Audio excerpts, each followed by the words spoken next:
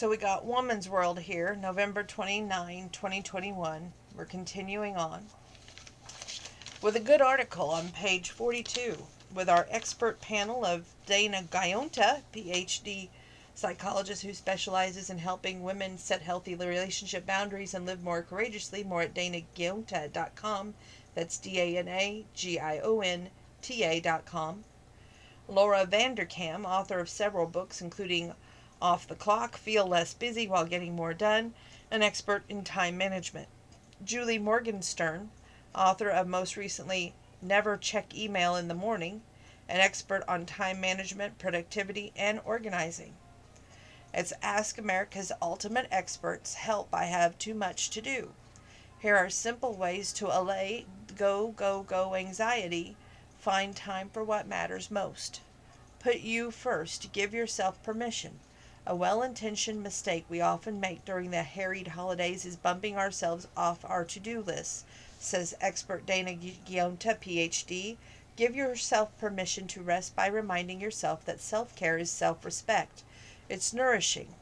Rather than start with a to-do list, consider a fun list, adds expert Laura Vanderkam. Put it on the calendar, she urges. All right, take myself shopping or see the lights at the botanical garden.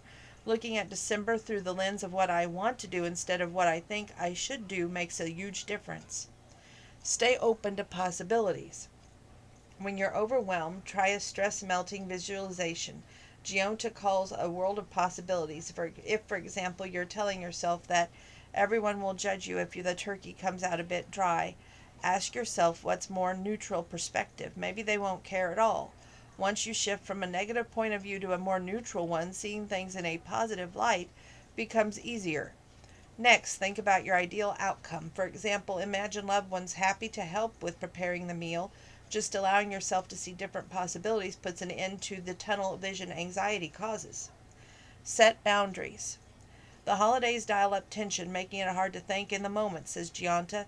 To make it easier, say quote-unquote no. Come up with a few short scripts ahead of such as, thank you for thinking of me, but I don't have the bandwidth to volunteer on X project this year. Simply leading with the words of appreciation I appreciate you asking, but is shown to both decrease your stress and get folks on your side fast. Make it easy. Prioritize your values. Ask yourself what 2 or 3 aspects of the season are most meaningful to you. Encourage expert Julie Morgenstern. Coming up with what you value makes it more easy to pinpoint the most efficient way to get it done. For example, if you always had a big open house for the holidays, she suggests taking it easier this year with a potluck. Or if sending cards is important to you, consider the digital version to save time. Don't try to do it all because perfectionism is paralyzing. Sidestep and overwhelm. The best thing to do when you're procrastinating because we're intimidated by challenging tasks is to take a few minutes to map it out into, say, 10 steps, advises Morgenstern. And there's no need to start in order either. You can either start with a 3rd or 4th step if you want, then check it off. Even the tiniest bit of momentum instantly shrinks a large task. Share the magic. Don't try to be an expert at everything. Consider delegating a few responsibilities, urges Morgenstern. We often think it's our job to create magical holiday memories for people we love. But just ask yourself what it would be like for them to create the magic with them. That simple reframing, she says, gives you permission to ask for help. And when you're all pitching in, the holiday is not only easier for you, but it's more special for everyone else. Okay, we've got a little boy here that's got his dog, and he's letting the dog eat from the table, and the parents are looking on disapprovingly. You didn't specify how I had to clean my plate. Okay, Spirit Lifters, 7 days of inspiration. Take one a day and feel great all week. Day 1, you are so many kinds of wonderful. Day 2, success takes mistakes. Let yourself make some. Day 3, there is so much you have the power to do. Day 4, you make the world a more beautiful place. Day 5, this day will bring you blessings. Day 6, hope plus you equals dreams come true. Day 7, you're someone's true hero. A moment for you. What a gift you are to know you're someone whose caring shows and flows. someone others can lean on, learn from and look up to. Someone who keeps folks going, someone people feel lucky to have in their lives. It's no wonder you're so sincerely liked and deeply loved. You're someone extraordinary. You're you. Now time for the 5-minute romance, because we all know that's exactly how long it takes to fall in love, stay in love, and that's love for you. Love's missing ingredient. Needing a secret add-in to his late wife's famous potato salad. Frank feels both out of luck and lonely, until Ivy shows up with a cure for both. Frank scanned the refrigerator again, but the results stayed the same. The jar of pickles had disappeared. With dust settling outside, he knew the grocery store had closed already, and that shortened Thanksgiving hours guaranteed as much. I guess we're not having potato salad then. He scratched his behind Percy the cat's ears and set the recipe card on the counter. Glancing at the wedding picture above the light switch, Frank shook his head. Sarah's death had broken his heart 2 years ago. He missed her so. So much that he hunted for that recipe after dinner, and intent on whipping up a bowl of her famous potato salad to honor her memory. But no pickles, no potato salad. As he reached around his waist to untie his wife's favorite apron, the doorbell rang. "Did you invite friends, Percy?" Ignoring his finger wagging, the cat stretched, jumped from the counter, and led the way to the foyer. Frank followed. "Happy Thanksgiving, Frank," Ivy greeted him as he opened the door. "I'm so sorry to bother you, but I just can't get this open." She raised a jar in one hand and draped her other arm around the little girl next to her. "Jessica needs her pickles." "Pickles?" Frank quirked a brow. Ivy nodded. "They're her favorite snack. She can eat her weight in them, and since I'm the cool aunt, I let her. I just can't turn down those big puppy dog eyes of hers."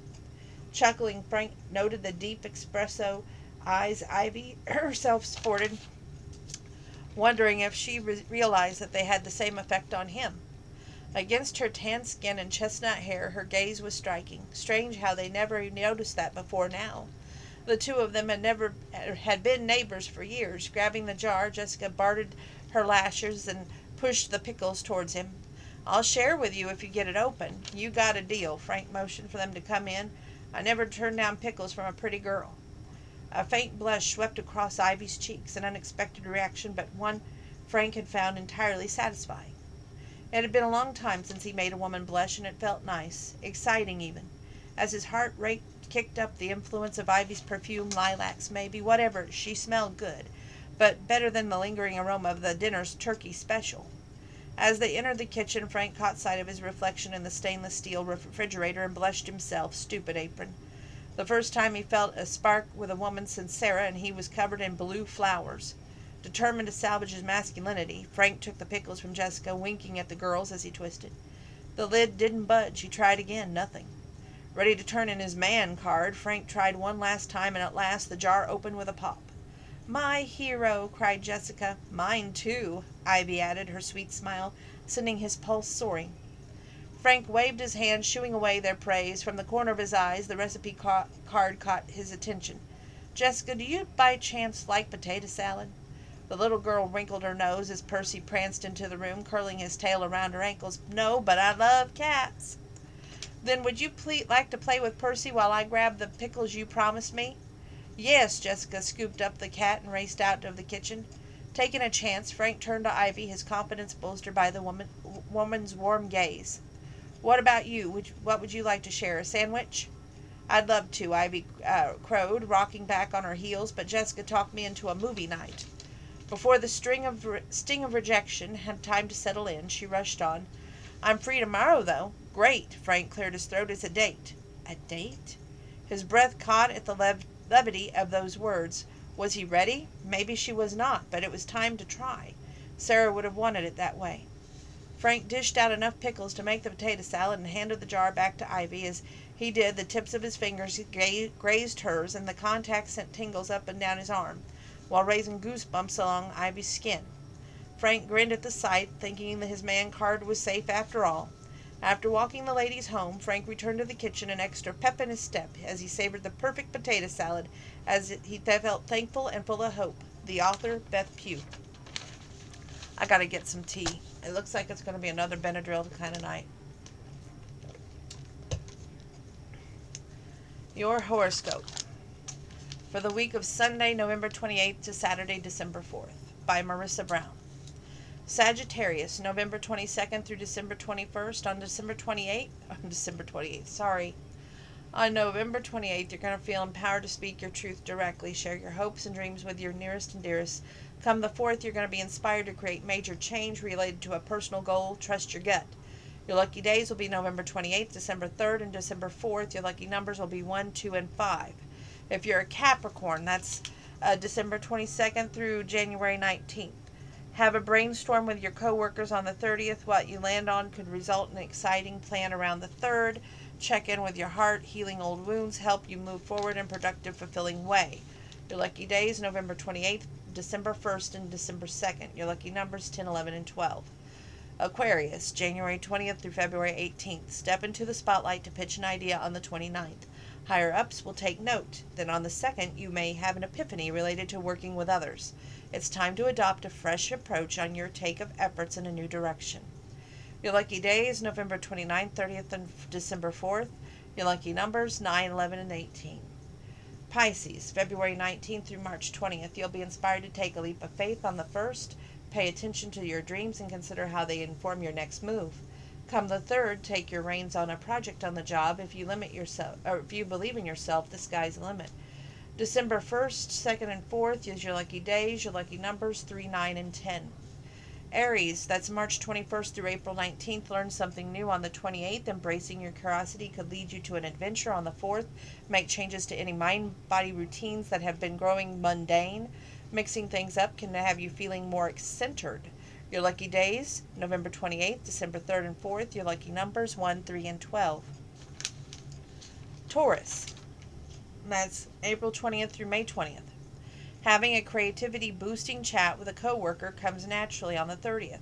It will bolster your productivity. Then you'll be committed to strengthening bonds with loved ones on the 2nd. A new chapter is on the horizon. And your lucky days, November 28th, December 1st, and 2nd. Your lucky numbers, 7, 8, and 11. Gemini, May 21st through June 20th. Putting your nose to the grindstone on a creative project feels gratifying on the 29th. It will benefit your heart. Around the 1st, then you can have a breakthrough in a close relationship. Dive in, it could lead you to healing. Your lucky days, December 29th, 30th, and 4th. Your lucky numbers, 5, 7, and 16. Cancer, June 21st through July 22nd. On the 28th, nurture your spirituality with journalizing or meditation, and these practices could inspire you to take a new approach to your mind-body wellness on the 3rd. Take it one step at a time for the best results. Your lucky days, November 28th, December 1st, and 2nd. Your lucky numbers, 9, 12, and 14. Sexy, sassy Leo like me, because my birthday is August 3rd. Leo, July 23rd through August 22nd. Think about talking through your emotions with a loved one on the 1st. The experience could prove healing. Around the 4th, bring even more fun and spontaneity into your day-to-day life, and you can trust your heart to lead the way. Your lucky days, November 29th and 30th, and even December 3rd. Odd, my birthday's on the 3rd, but it's in August. Just saying. Your lucky numbers, 4, 5, and 14. Virgo, which is August 23rd through September 22nd. On the 28th, you'll be motivated to have an important talk with a loved one. You'll feel confident and able to vocalize your needs. Then on the 2nd, take home a project. Pouring your energy into it will bring you bliss. Your lucky days, November 28th, December 2nd, and 4th. Your lucky numbers, 4, 6, and 15. Libra, September 23rd through October 22nd. You'll be having lots of animated conversations with friends on the 30th. What you discuss could help your job. On the 4th, you'll be ready to dive into that project that allows you to connect with new people, so go for it. Your lucky days, November 29th and 30th, and December 4th. Your lucky numbers, 3, 7, and 12. Scorpio, October 23rd through November of 21. It says, enjoy a heartwarming conversation with a loved one on the 29th. Talking through your emotions gets you on the same page. Around the 2nd, you'll have a thrilling realization that related to boosting your cash flow. Get that ball rolling. Your lucky days, November 28th, December 2nd, and 4th. Your lucky numbers, 2, 5, and 11. And you deserve good things. That's the last one that we're sharing in this book tonight. It says, you're hardwired for joy. You were born with the capacity to know and savor every kind of joy there is. It's part of your design, and all you ever need to do is activate that built-in switch that you believe. when you perceive yourself as someone worthy of blessings in life. They flow your way every day. Okay, so we'll do the love and laughter. We've got a little boy who's looking like he's in, I guess, shock. It says, "Did someone say hot cocoa?" Henry's 22 months, submitted by grandmother Donna Regensberger out of New York. We got a precious little angel who's 9 months, and her name is Tess, submitted by grandmother Lisa Repke from Alabama, and she's actually in a cute little white coat, and she's got little flowers on. Oh, it's just adorable. My future's so bright, I gotta wear shades. Savannah 2, submitted by grandmother Kim Hess in Maryland. And she's just adorable. She's got a little Ugg boots on. She's got a little sweater that's gray and white with some gray jammies. It's cute. We've got Maximus. He's 3 months old, submitted by mother Joanne Littleton, Michigan. It says super cute. And he's in a Superman outfit. Adorable. We've got a turkey at a dermatologist. It says, "Your skin seems dry, but I recommend a good butter basting." We have dogs at a casino, and it says, "Your eyes say low cards, but your tail says aces." We've got a little cat that looks like Heathcliff, only gray. "More belly rubs, please," submitted by Heather Lillyquist from Wisconsin. And the quote, "The thankful heart opens eyes to a multitude of blessings that continually surround us." James E. Faust. And on a side note, today was the day of giving that up at Champaign WCIA, they had a wonderful day. They went over what they wanted for their goal, and I'm happy for that. But I really hope that a day of giving is not just one day a year that we are thankful for all the blessings in our life. I hope that we take note and we appreciate things. There was a time here a couple weeks back, I was at Dollar General, and I was going to have to put a couple items back. And the cashier was like, no, I'm going to help you with that. And she did. She helped me with that. So I didn't have to put the 2 items back. And I tried paying her back the next time I was in the store, but she refused. She said, "I told you, pay it forward." So if she watches this video tonight, she's going to know that I paid it forward tonight. We were out at Aldi's. And the gentleman ahead of me, Grandpa was in the car waiting. The gentleman ahead of me didn't have the change that he owed the cashier. So I made sure that I paid his change and let him go, and I then paid for my stuff. The guy asked me, "Why did you do that?" I said, "To pay it forward, do a kind deed for somebody else." He mumbled something. I don't know if he will or not, but hopefully he does. I hope to inspire people, to make them want to be a better person, to make them want to do better, make this community better. You don't have to do a little to do a whole lot to make something difference in this world. I do that every time we go to Walmart. You can ask my family.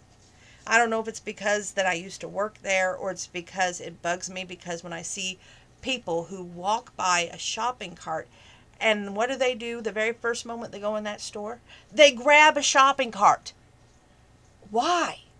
If you see it out there on the parking lot, you're not only helping out somebody from not having to be out in the conditions, whatever they are, good, bad, or otherwise, but you're doing a kind deed of maybe helping somebody not get a scratched car, maybe helping someone, if you don't need a cart and you see somebody going inside going to take a cart.